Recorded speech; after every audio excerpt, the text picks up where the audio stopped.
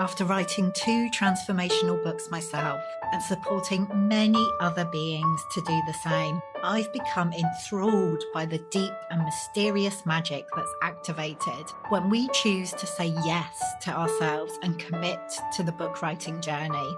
Of course, we want to inspire change and new perspectives in our readers, but the transformation that happens as an author, both throughout the writing process and by actually releasing your book into the world, is surprisingly potent. I know I've been blindsided in the most disruptive and delicious ways by some of the changes my books have brought into my life. Writing a book is like casting a spell. Although we can never be completely sure what's going to be unleashed during the process, we choose to do it anyway. This Unbound one is a heroic journey. Each book has the potential to be a magical portal, a doorway to a new world, both for you and your reader. Each book has a very specific medicine that it's here to share with us.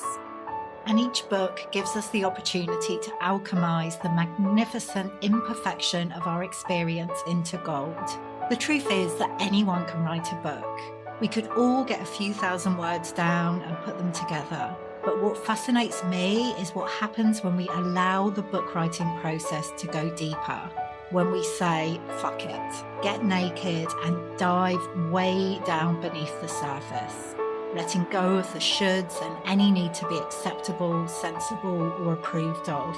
What fascinates me is what happens when we make ourselves fully available to being transformed by the very act of writing a book. This is Unbound Writing, and this is the process we'll be exploring together here in the Unbound Writers Club.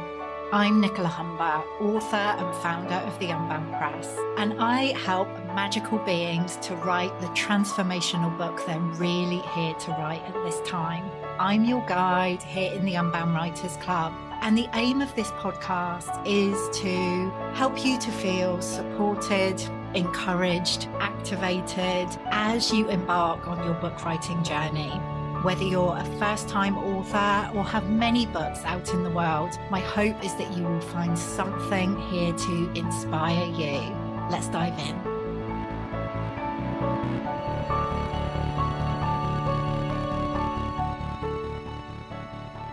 Hello, and welcome to this episode of the Unbound Writers Club. I have a very special guest today. I am joined by one of the Unbound Press authors, Alison Shaloe, whose first book, Baby Talk to Me, has just been released into the world. Or shall I say birthed into the world, because Alison is a midwife. And Baby Talk to Me, what she says about this book is that this book is a wake-up call to humanity, to our mothers, future mothers, and grandmothers. It's a book to support and empower you and our future generations. I mean, this is an incredibly powerful book. I was lucky enough to be at the book launch recently in London. Like I said, the book is making its way into the world, and I really wanted to have this conversation with Alison as an actual midwife and somebody who's written this book, which is incredibly spiritual. And some people would say, quite out there, but most of the books released through the Unbound Press are out there in one way or another. I'm really interested in that combination, being somebody in this role within the medical profession and also having this work that is coming through, which is like deeply, deeply spiritual. So I'm really excited to dive into this conversation to see what wants to come through. And I'm excited for you to join us. So let's dive in. So Alison, welcome to the Unbound Writers Club. Thank you, Nicola. I'm so pleased to be here today. Oh, I am. I just feel so joyful connecting with you. And I always begin these conversations with the same question, which is, what does it mean to you to be an unbound writer? Oh, what does it mean to be an unbound writer? Well, I feel like I'm pretty unbound. It's really interesting. Yeah, because even through the book writing process, I feel like I was like bound up somehow for years. I was bound up, wanted to say things, but didn't feel I could say things, in particular in relation to, maternity care and what's kind of unfolding there. And then so this book process just allowed me to be unbound, like as in unwind it, unwinded. Yeah. So it was like I felt like I'd been bounded and gagged almost. And then I just got this visual of, just like twisting and twisting and twisting of the material, just being completely unbound through the process. So transformation, I suppose, is the word that comes up I love that. from I bound love to that unbound. image. Yeah, I love that image of everything, like all of that unbinding and just, yeah, being left with this sense of freedom. Wow. So powerful. So powerful. So tell And us about your book, Alison, Baby Talk to Me. And yeah, how you first had the idea, the nudge, the call to write it. so I always felt like I probably had a book in me, but I had no idea what it would be about. I always knew there was a message for the world, but again, had no idea what that meant, but just didn't really follow the nudge at all. And then I thought, I've been supporting women for nearly 25 years with breastfeeding. Maybe it's about time that I start writing a book. But my intention was to write about the emotional aspect of breastfeeding, because there's lots of books about breastfeeding and lots of books about how to do it and how not to do it and what to do in the early days and what not to do. I thought, no, this needs to be the emotions of it, because I see that a lot with the women that I work with. So I would just kind of get into a meditative state or just start writing. And then I'd be like, this isn't about breastfeeding, this book. So I just allowed the words to kind of unfold and realize more and more this really wasn't just about breastfeeding. This was about so much more. This was about women's empowerment. It was about how women have become disconnected from themselves because we've been in a patriarchy for the last 5,000 years. It was about healing and how the impact of what happens to us in our early life, how it impacts us in adulthood. That kind of stuff was coming out, and I was on a bit of a journey to think, where is this stuff coming from? And then various things occurred, and I thought, actually, it's coming from babies. So it would become more clear that it was their experience. So it was almost like when I was writing, it's like, and we don't like this, and we don't like that, and we don't want that, and I was thinking, oh gosh. So I had to go on a bit of an exploratory journey. So the book's really it's a mix of my story of how this happened, because if I'm honest, I feel like I've been on a fast track to spirituality since 2017, having not felt like I had any spiritual experiences at all, and not even feeling like I was spiritual. That term that we use, you're not just a human, you're a spirit in a human body. Yeah.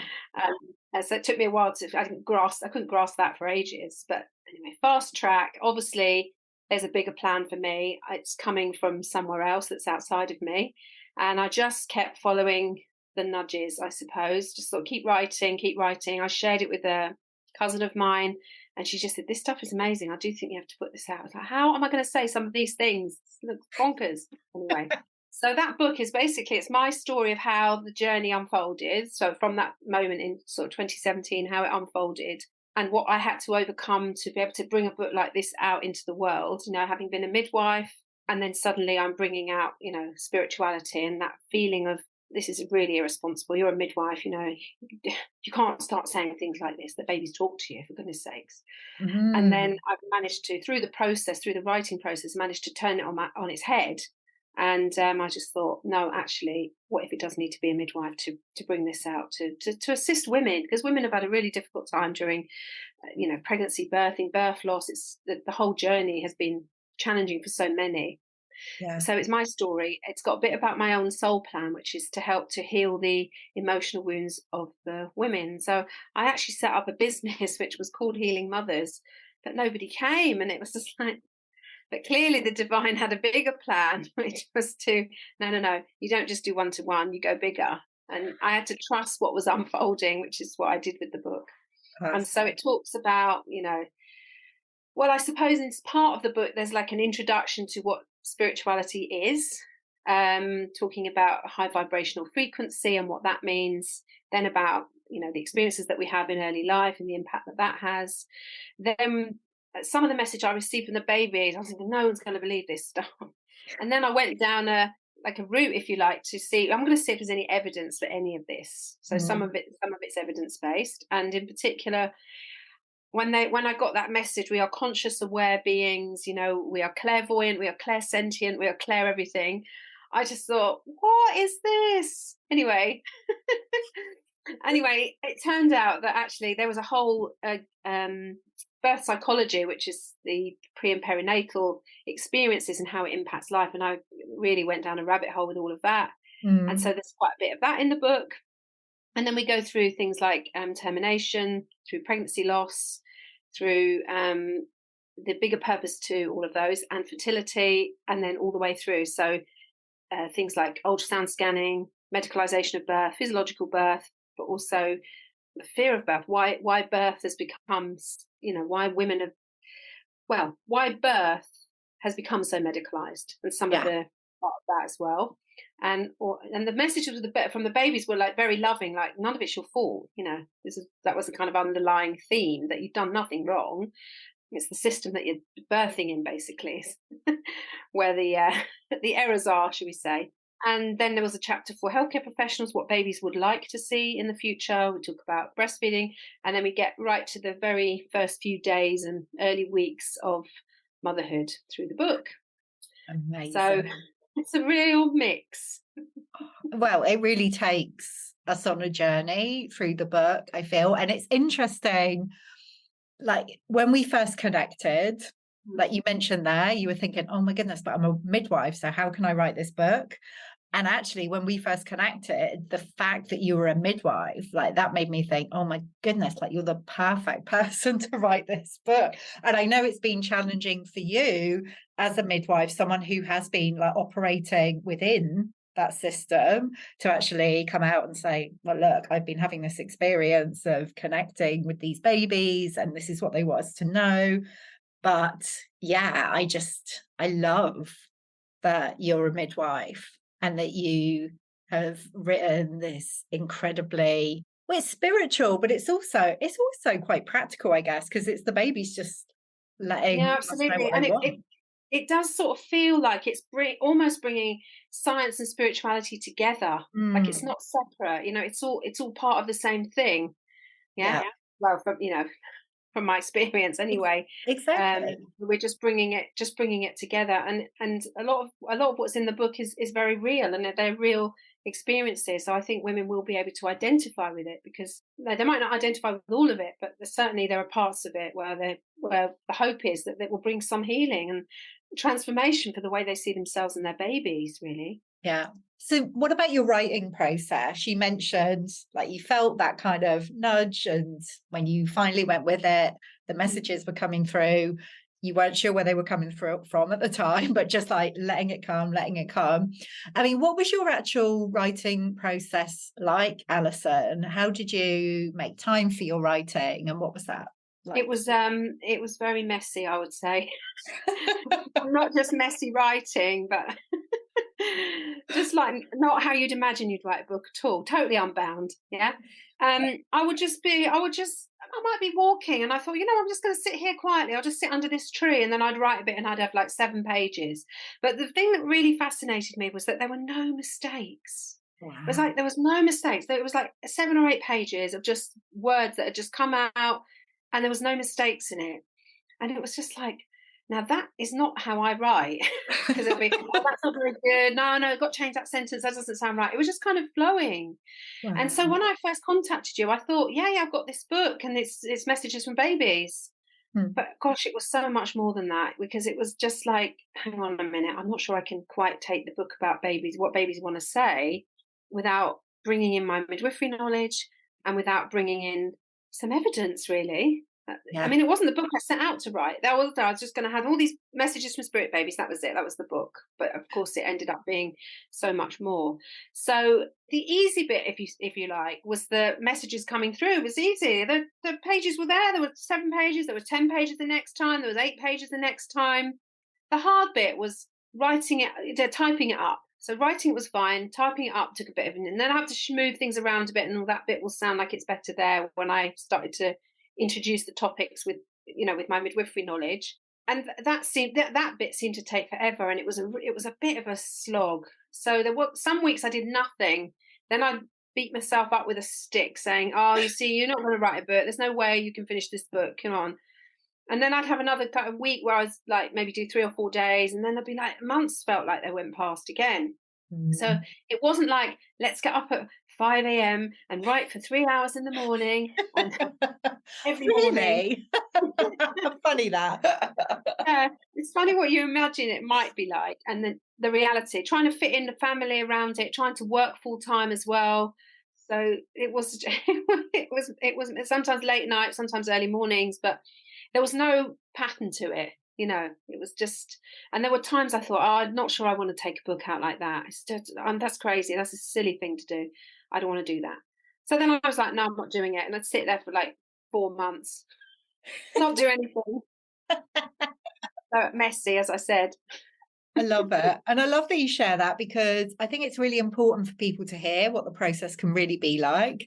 It isn't, we have this like idealized vision of what it means to write a book, and it doesn't, like, particularly as women, I think, because we have, you mentioned there kind of being a mother, like working full time, all of these other aspects of your life, and it's like, no, the book has to fit in around those. And sometimes there are periods of time when it doesn't happen, and it's still perfect, because look what's happened, your book is out in the world Yeah. now. No, absolutely. And then, of course, I thought, oh gosh, I think it needs a bit more. And that's when I started to do the research. And I have Mm, to say that took a long time, and then all the referencing and making sure they were correct.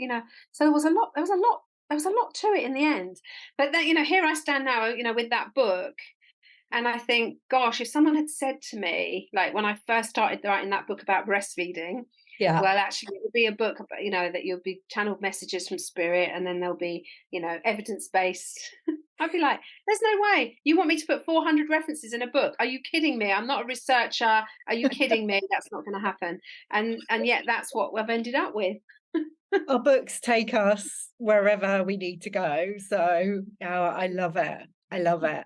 I mean, how has it been for you, Alison? I mean, I know we've had some conversations around this, but kind of getting to the point where the book, is completed, and it's as it was getting closer to it going out into the world. How did you feel about, those fears that had been bubbling up throughout the process Yeah. around, being a midwife and then sharing this book? Yeah. So I think probably a lot of the journey where, I had months where I didn't do much. Mm. Bit of sort of procrastination of like, I don't want to take it out. I don't want to take it out. But then, of course, I, got my butt into gear at the beginning of this year. I think it was sort of finished in March, and obviously there's still the editing and all the manuscript's ready, and then there's all the editing and all of the designing and all of that stuff, which takes you by surprise, because you just think, gosh, there's so much more to this, isn't there? It's not like there's the book, that's it, we've got it in 2 weeks, that's it, we've got it. It's like, it's not No, like that. And I unfortunately. wasn't, no, surprisingly, I wasn't prepared for that either. And initially, so a lot of fears came up, but I used this healing technique, which is called havening. And I have Mm. to say that it just helps to, it just helps to soothe those stress hormones. You do it by using touch, and you're increasing delta waves in the brain. And I did a lot of that, and a lot of overcoming that fear. And then, I just thought, well, I think what happened, Nicola, is initially I had so much fear about bringing it out. And then by the time I'd gone through all of that process, I thought, actually, now I've done this much work, the fear of not bringing it out is actually worse. Yeah. So it's like it has to be shared. So I definitely grew into the book. I Yeah. definitely grew into the fear. And as is it Susan Jeffers, is it, or Jeffries or something, has said, feel the fear and do it anyway. And I'm just thinking, if I can write a book, anyone can write a book. Well, I love the way you say that the fear of not putting it out there became greater than the fear of putting it out there. That's so powerful. And I know you've had like some interesting kind of feedback and experiences like around the book going out into the world, where other people in the medical profession have been like letting you know that they've had similar experiences with spirit Yeah. babies. So we're so at that point we're about a week away from the actual launch date, and Yeah. I've had 6 people reach out to me from different professions. So one was a doula who works with women who've lost babies, Mhm. and she supports those families. I've had a couple of doctors, a neonatologist, and a couple of midwives who've reached out and said, Wow. I also have heard babies, but I've been too scared to tell anybody. So I just thought, what have I done? But how amazing is that? like Yeah. through you being really brave and sharing your experiences and putting this book into the world and talking about it, other people have been able to like acknowledge and share what they've been experiencing. It's like, you know, how widespread is this and how many people are keeping it to themselves because, and not just with spirit babies, but all sorts of spiritual experiences because they think, oh, I can't talk about this Yes. because people will think that I'm No, weird. absolutely. And we're not conditioned to. Yet birth is very spiritual. You know, Mm, when those souls come in, when you're really in tune with the mother and you're working in a way that you know them and they know you, to see that little soul come in, you know, the energy of that is quite something. And I wonder whether midwives know what I'm talking about, but they have never been able to sort of put their finger on what that is. Because it's magical. There's something very, very magical about birth. When it's left to its own devices and the woman is in her power and she's just being supported and loved through the whole process. Yeah, which mm, so often doesn't happen, but it's something really special. So you know, maybe people will identify with that. They'll think, oh, that's what that was. But yeah, that's the spiritual aspect of birthing. You know, it's quite magical. But isn't it? In some ways, I think, oh, isn't it sad how we all kind of, and myself included, you know, holding on to those experiences for fear of what people might say. yeah, yeah, And actually, exactly. you open the door and discover before the book is even out in the world, you know, it's only been out in the world 48 hours, just over 48 hours. Even before the book is out in the world, six healthcare professionals who don't talk about this spiritual stuff because we're so caught in the science have reached out and said, I also talk to babies. They talk to me. They give me messages in my work. It's just incredible. It So it really is. I mean, I've just got full on body chills, like tears come because it is so beautiful. Like this is what happens when we are courageous enough to share like what's on our hearts, what our experience, like to share our truth, even though it feels scary. It kind of gives permission for other people to do the same. So just like yeah, go and it's you, it's Alison. it's so interesting because I've seen sort of other authors with the Unbound Press saying exactly that, and then you think, oh well, you know, what story am I telling? That's a, you know, and of course after this week, it's just like, well, that's the story. You're actually making it okay for others. That's huge. That's huge. And I want to talk. Had the book launch as we're recording this. We had the book launch. The book came out on the 11th of the 11th, which how perfect is that? And there was a baby at the book launch. And I want to talk about this because this was really special and interesting. So you did a book blessing at the book launch and you read like a piece of the introduction to the book and like I think it's Introduction the to the first baby. channel message, Yeah. yeah, from the baby. And Yeah. tell us what happened. So we all gathered in the space. Now, I just say a little bit about the space. That it was called the Sacred Space, and it was very beautiful. It was this gorgeous piece of architecture which looked like a cone. And as you Mm, looked up, you could see you could just see the sky, and it was mm. just beautiful that day. It was very blue, and there's something very special about it. And so if I'm honest, I didn't hear the baby. I was so focused on reading the book and doing the blessing, I didn't actually hear the baby. And I've since watched a recording. Somebody sent me a recording, Oh. and he is babbling away, babble, babble, babble, babble. Now, after I had finished reading, the Martin, the centre manager, said the baby was translating for you, and I thought, what's he talking about? It just did not register Mm. until I watched the video back of this baby, and it was like he was interpreting what I was saying. It was like, yeah, I get it. That's why I'm here. Yeah, Yeah. I get it. It So was quite incredible. yeah, because he literally started when you started to read that message and then went quiet as soon as you finished. I mean, he was such a, you know, a calm, there wasn't Yeah. a peep out of him the rest of the time. And just as you No, were reading that message, he was very vocal. it was like he was saying it. It was. I mean, as I said, I didn't see it. I didn't because I was so. I think so intent on what I was doing. It Yeah, was only afterwards. It was like, oh my goodness me! Now I understand why people were saying he was translating for you. I was like, what are they talking about? And sure amazing. enough, there he was. Yeah, yeah. And it was very special. There were a couple of babies there. Yeah. And it was really special to have babies. You know, I have lots of babies in my life, but it was so really lovely to have the babies there, because it was. And so I almost didn't feel that I needed to call the spirit babies in, because we had physical babies there. And those two babies in particular are very wise Yeah. and really like, we know exactly what's going on. You know, I it was just know.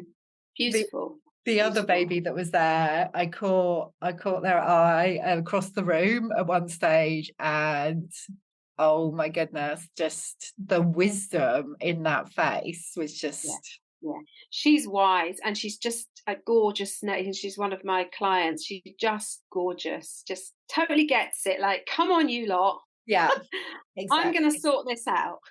Well, we're trying to do our bit by getting these books out there, aren't we? So Absolutely, absolutely, absolutely. Yeah. how do you feel now, Alison, as like the book is being released, it's making its way into the world? I know it can be quite a strange feeling, like after the release, and you're just like, okay. Yeah. So I feel very accomplished. I can't quite believe that I wrote a book that's got 400 references in it and it's channeled. I can't quite believe it. But, you know, as you just asked me there, what I feel about it is it's really emotional. Yeah, You know, just like you would if you just, you know, like day 3, I'm on day 3, postnatal day 3. yeah, It yeah, feels quite emotional. I mean, there is a feeling of feeling a bit lost, a bit like, what's next? And I don't quite know what to do with myself. I'm at home not quite knowing what to do, because I've mm, been so focused on that. But yeah, like emotion is the other thing, you know, just like, and excited as well, just like, where is she going to land? You know, already there's been some feedback, and it's not been that long. yeah, It's exactly. just like, so it's excitement, and like the fears that I had about, oh, who's going to read it, what they're going to say, people won't like it, you know, all of those things. It's kind of just like, well, it's out there now, so it's out there. There's no more point to worry anymore. Exactly. I think that's it. Once they actually go out there, it's like, well, I can't do anything about it now anyway. So Exactly. It's like, she's there, she's out there.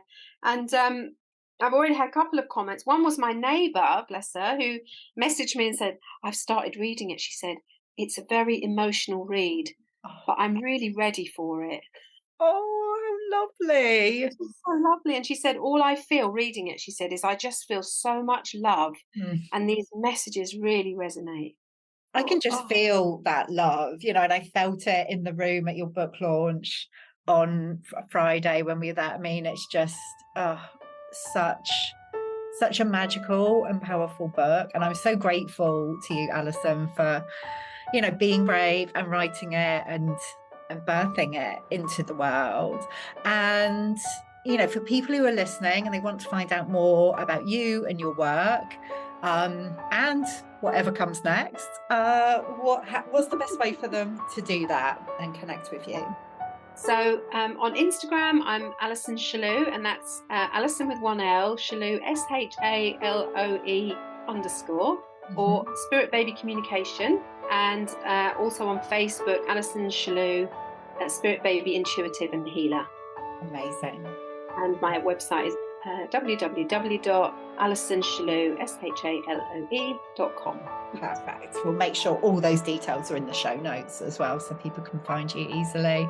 And I'm sure we'll be having another conversation at some point about what Baby Talk to Me, like the magic that she is making in the world. So I look forward to that. And thank you so much for being you, here Nicola. and having this conversation today. Yeah, thank you for everything. Thank you.